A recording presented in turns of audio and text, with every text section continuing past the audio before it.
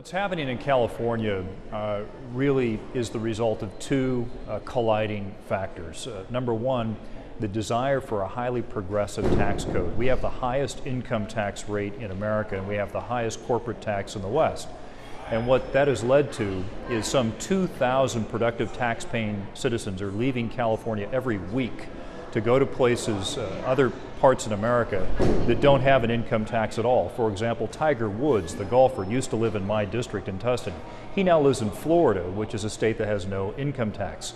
So this is colliding. This desire for a very steep or progressive tax code is colliding with the fact that California has the most generous welfare and health benefits of any state in America. As a result, even though we have about 12% of the population of the nation, we have over 30% of the welfare recipients in California. So the average Californian pays 3 times per capita the national average for welfare. So our policies are really subsidizing poverty and penalizing productivity. We now enacted 3 months ago the largest tax increase in U.S. history at the state level.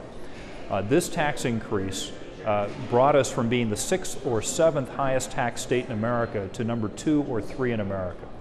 The last time California was so highly taxed relative to the rest of the country was in 1978, 31 years ago. Now that was the year that California voters put on the ballot something called Proposition 13, which greatly diminished property taxes and limited the ability of the legislature to increase taxes. In 1 year, we went from number 3 in the country to number 25 in the country because the voters had a revolt. Interestingly enough, that revolt in 1978 led directly to the election of President Ronald Reagan, who was our former governor in California at the time. And you could even argue that the Proposition 13, since it led to Reagan's election, ultimately led to America prevailing in the Cold War against the former Soviet Union.